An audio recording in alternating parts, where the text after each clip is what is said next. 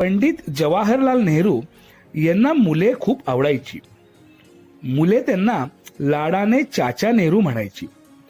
त्यामुळे 14 नोव्हेंबर हा पंडितजींचा वाढदिवस बाल दिन म्हणून साजरा होतो. बालपण हे निष्पाप असते. त्या काळातील आनंद आणि स्वातंत्र्य याचे वर्णन काय करावे. मुलांना त्यांच्या जीवनातील आनंदाचा आणि प्रगतीचा हक्क मिळावा म्हणून बालदिन साजरा केला जातो. पंडित नेहरूंची जीवन गुणवत्ता आणि देशाविषयीची स्वप्ने याची जाणीव या निमित्ताने पालकांनी आणि शिक्षकांनी मुलांना करून द्यावी हा या बालदिनाचा हेतू असतो. आधुनिक भारताच्या या शिल्पकाराने आपली कन्या इंदिरा हिला तुरुंगातून पत्रे लिहून घडवले होते. तद्वतच पालकांची शिक्षकांची मुलांशी असलेली जवळीक त्यांच्या सुयोग्य वाढीसाठी किती महत्वाची असते हे आधुनिक पालकांनी ध्यानात घेतले तर आजच्या बालदिनाचे सार्थक झाल्यासारखे होईल. देशाच्या शाळांमधून सदर दिवस मुलांची नाचगाणी, मजा मौज, कथाकथन या भरगच्च कार्यक्रमांनी साजरा होतो. या निमित्ताने बाल साहित्यकार इंदिरा अत्रे वाचन कक्ष सादर करत आहे पंडित जवाहरलाल नेहरू यांच्या व्यक्तिमत्वाचा परिचय करून देणाऱ्या काही गोष्टी. जवाहरलाल नेहरू पंतप्रधान असताना आकाशवाणीवरून देशाला उद्देशून भाषण करणार होते. तेव्हाचा हा प्रसंग. ठरलेल्या वेळेत पंडितजी आकाशवाणीच्या स्टुडिओत आले व लगेचच टंकलिखित भाषणाचे एक एक पान त्यांनी सुट केलं. प्रसारणाची ठरलेली 8:30ची वेळ जवळ आली. त्या केंद्रावरील कार्यक्रम वेळेआधी संपवून 14 भाषातील उद्घोषकांनी ओव्हर टू दिल्ली अशी घोषणा केली. 8 नंबर स्टुडिओतील लाल दिवा लागला व पंडितजींनी डिअर फ्रेंड्स असं म्हणत इंग्रजी भाषण सुरू केलं. बरोबर 14 मिनिटांनी पंडितजींचं इंग्रजी भाषण संपल्यावर निवेदकानं हिंदी भाषणाची घोषणा केली. पंडितजींनी एकदा घड्याळाकडे पाहिलं. इंग्रजीप्रमाणे लिखित हिंदी भाषण त्यांच्याकडे तयार नव्हतं. इंग्रजी भाषणाचीच प्रत समोर ठेवत पंडितजींनी त्या आधारेच हिंदी भाषांतर करत आपलं भाषण सुरू केलं. हे भाषण सुबोध, स्वयंपूर्ण व उत्स्फूर्त असं होतं. ऐकणाऱ्यांना ती दोनही भाषणं एक जिन्सी, एक रूप अशी वाटली. उद्घोषकासह उपस्थित सर्व पंडितजींच्या या किमयेनं थक्क झाले.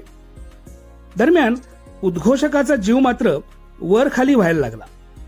कारण भाषण बरोबर 9 वाजताच संपणं गरजेचं होतं. ती वेळ इंग्रजी बातम्यांची होती. वेळेआधी भाषण संपलं तरच वायुलहरींनी धरलेली साखळी सोडायला निवेदकाला थोडा अवधी मिळणार होता. मात्र या गोष्टीचंही पंडितजींना अवधान असावं. कारण 9 वाजायला 40 सेकंद बाकी असतानाच भाषण संपवून पंडितजींनी जय हिंद असं म्हटलं. भाषेवरील उत्तम प्रभुत्व व समयसूचकता ही पंडित नेहरूजींची वैशिष्ट्ये त्यावेळी आकाशवाणी केंद्रावर उपस्थित सर्वांनीच अनुभवली. लोकधुरिणींच्या ठिकाणी असलेले विविध पैलू हे अशा प्रसंगामधूनच समोर येतात.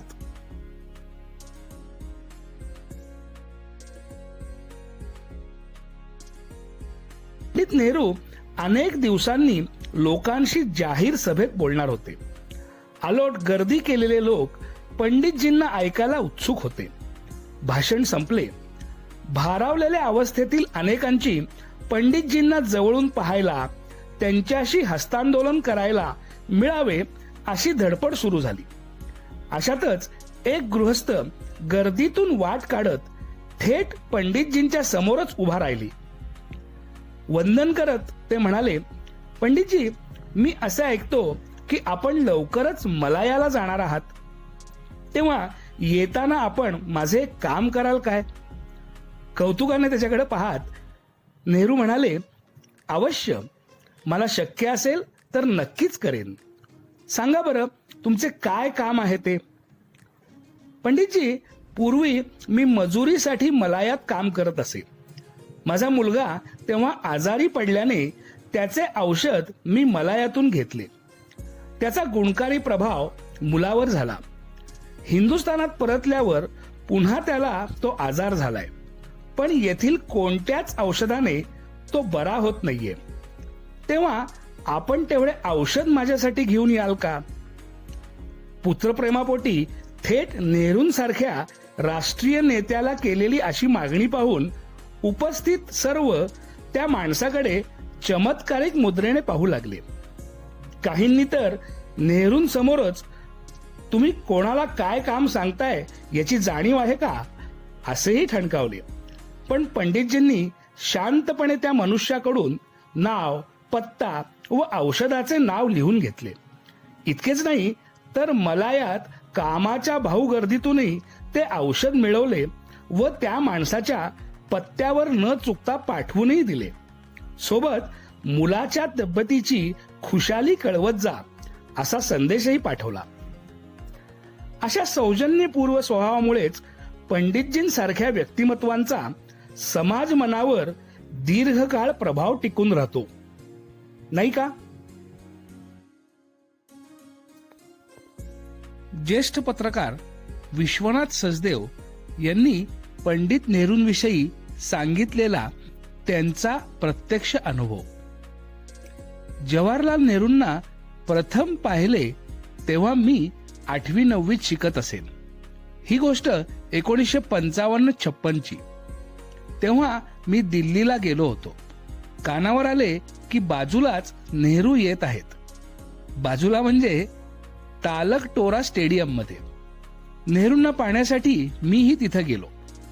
गर्दीत मागच्या बाजूला उभा होतो. नेहरूंचे भाषण सुरू झाले तेव्हा मी उभा होतो त्या भागातून लोकांचा आरडाओरडा सुरू झाला. नेहरूंचा आवाज त्यांच्यापर्यंत पोहोचत नव्हता. पुढे गोंगाट आणखीन वाढला. नेहरूंनी भाषण थांबवले.